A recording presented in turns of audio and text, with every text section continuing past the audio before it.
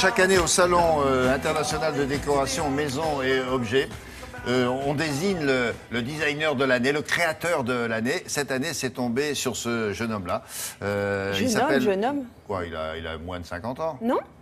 Il a plus de 50 ans? Oui. Mais il ne les fait pas. Non. En tout cas, c'est un jeune homme quand même. Ça maintient.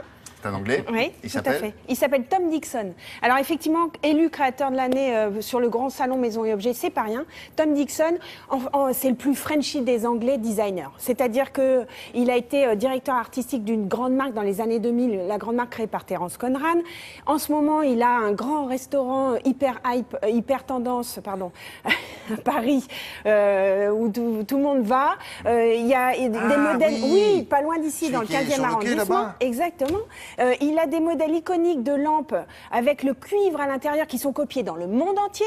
Bref, Tom Dixon, c'est ce mélange. Il est à la fois, sa maman est française, donc il a à la fois la classe, le flegme et un petit brin d'orientalisme puisqu'il est né en Tunisie. On part à la rencontre de Tom Dixon.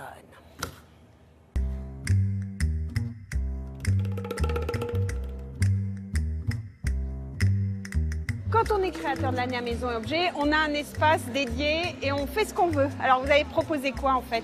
Normalement, ce que les autres font, c'est de faire une expo rétrospective de toute leur œuvre. Et moi, je voulais juste faire quelque chose de nouveau. Alors ici, on essaie de démontrer un peu toutes les choses qui m'intéressent.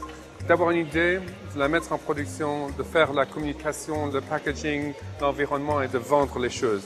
L'idée, c'était vraiment d'apporter l'odeur de Londres à Paris pour le salon. Ah ben là, ils vont avoir du mal à... Alors, mais c'est vrai. C'est quoi l'odeur de Londres? L'odeur de Londres, ça a à voir avec les parcs et avec la tamise et avec la brique. Et de créer ces objets à partir des matières premières de Londres. Alors ça, c'est la brique de Londres. Et on a découvert que c'est pas mal comme diffuseur de parfums. Alors, plutôt que d'avoir des roseaux, ou du pot pourri, d'avoir une brique londonienne et de mettre la ceinture de Londres sur la brique. C'est intéressant comme salon puisque c'est commercial. De plus en plus de nouveaux salons sont plutôt là pour le marketing. Mais ici, les gens, ils sont là pour acheter. Mais c'est aussi tendance. Alors la combinaison, c'est pas mal en fait.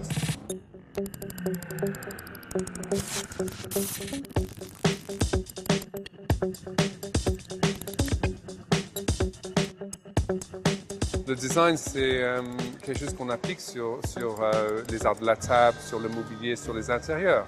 Alors pour moi, l'évolution, c'est vraiment de faire des différents secteurs, des nouveaux matériaux, travailler dans des nouveaux pays, n'est-ce pas? Pour les Anglais, il y a beaucoup de traditions, il n'y a pas tellement de contemporains. Alors pour moi, d'essayer d'utiliser cette tradition pour réinventer le design des intérieurs anglais, c'est quelque chose qui m'est très important. C'est formidable d'avoir l'occasion de travailler un peu plus en France. J'ai beaucoup d'amour pour la tradition, la ville même et les gens.